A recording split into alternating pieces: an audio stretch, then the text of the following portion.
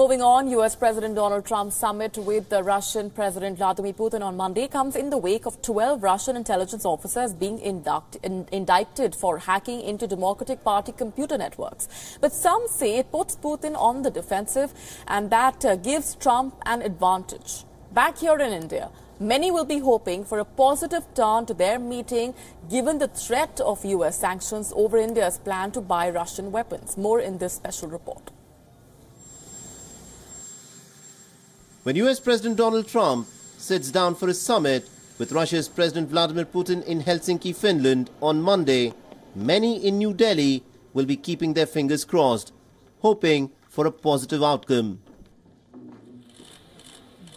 A Trump-Putin commitment to improve relations means that Washington's pressure on India to stop buying arms from Moscow will cease.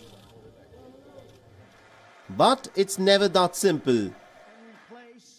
The Countering America's Adversaries Through Sanctions Act, or CAATSA, has been mandated by the US Congress and not Trump. If India buys the S-400 Triumph missile defense system from Russia, sanctions will happen. It is not clear if Trump's officials can persuade the Congress to give India a waiver. The only waiver being talked about now is with respect to India's investment in the Chabahar port in Iran. Prospects for the Trump-Putin summit have been set back by the indictment of 12 Russian intelligence officers by the US Justice Department.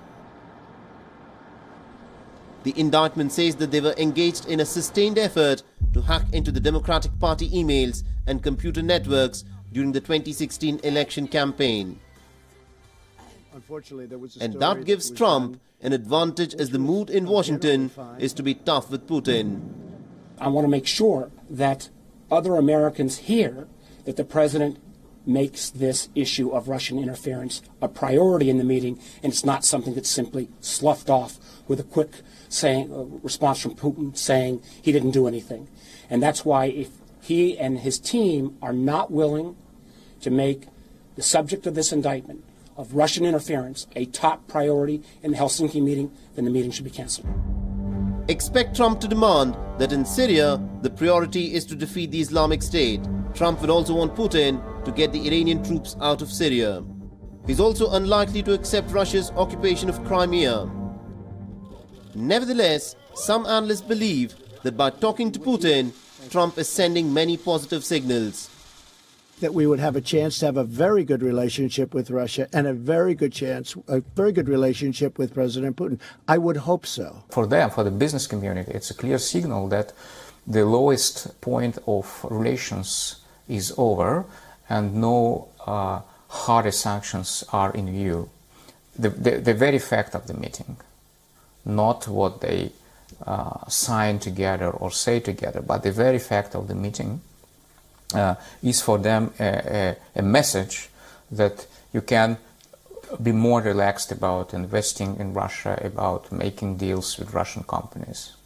Mm-hmm. And it's a big advantage for Putin because he's interested in money. There are also other concerns in Washington that Trump could end up conceding too much to Putin.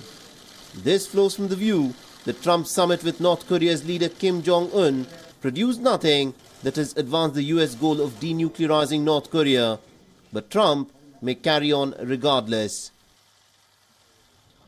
Bureau Report, WION.